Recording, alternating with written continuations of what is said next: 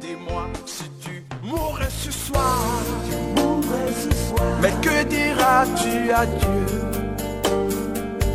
Si tu mourrais demain, que diras-tu à Dieu?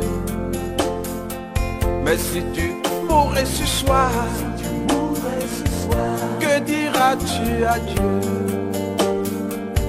Si tu mourrais demain, que diras-tu à Dieu? Tu peux tout avoir dans ce monde pourri, les plus belles maisons, les plus belles voitures, toutes les plus belles filles lui viendront à tes pieds. Mais un jour, tu couleras de larmes pour tout cela. Tu vas couler des larmes, tu vas pleurer un jour. Shalom peuple de Dieu. Je viens vous livrer la deuxième révélation du 15 mai 2020. Il était 23h05. Parole du Seigneur Jésus-Christ de Nazareth, c'est lui-même qui parle. Je ne fais que transmettre ce qu'il avait dit ce jour-là. Il me tarde de venir vous chercher. Assurément, je viens vous prendre avec moi, car la moisson est prête. Les grappes sont mûres et la vendange peut commencer. Ma parole est prêchée partout. Lorsque mon regard parcourt la terre, mon œil ne voit que l'iniquité. J'attire l'attention de mon peuple, mais il s'est mis en face de moi pour m'irriter expressément. Il croit bien faire, mais il se trompe. Ce n'est pas de sa faute, c'est la faute à leur conducteur. Ils réfléchissent pour égarer mon peuple. Toute l'intelligence que je leur ai donnée se résume à égarer mon peuple. Leur intelligence est vaine. Ils sacrifient chaque jour dans les temples de leurs idoles. Mon peuple leur sert d'agneau de sacrifice. C'est en vain qu'ils invoquent mon nom dans les places publiques. J'avertis mon peuple, mais mon peuple a plus d'égard à leur conducteur qu'à moi. Ils idolâtrent leur conducteur en se servant de ma parole. Vous me direz que je vous donne trop de reproches. Mais c'est pour votre bien.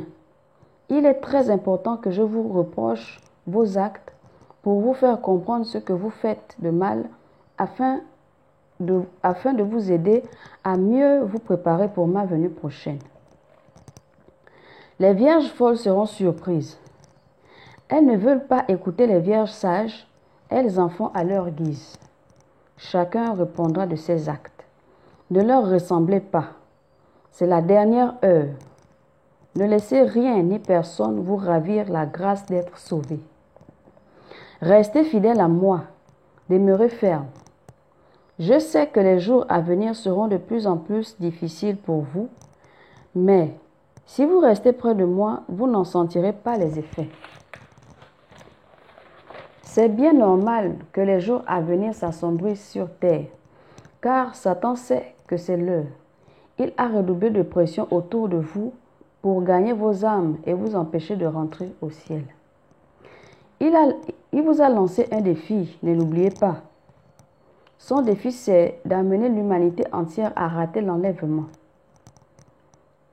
Il s'est fixé un taux de 0%, c'est-à-dire que personne selon lui ne doit rentrer au ciel, tout le monde doit aller en enfer avec lui. Je me bats pour vous gagner, mais vous me combattez encore. Orientez plutôt votre bataille contre votre adversaire, le diable, et non contre moi. Je ne laisserai pas le malin vous raser à 100%. Je ne le laisserai pas faire, car vous êtes à moi. Vous m'appartenez. Quiconque se rend compte qu'il n'est plus dans ma sélection ne s'en prendra qu'à lui-même. C'est son choix qu'il aurait fait. Je ne peux pas vous forcer à me choisir. Lorsque vous êtes face à un choix, je me tiens là et j'attends. Malheureusement, nombreux d'entre vous me tournent le dos.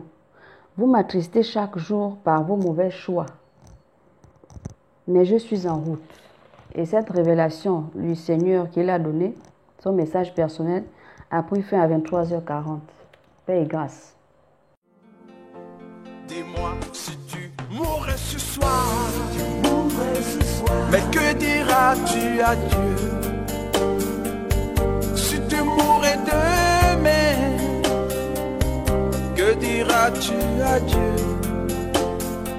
Mais si tu mourrais ce soir, que diras-tu à Dieu?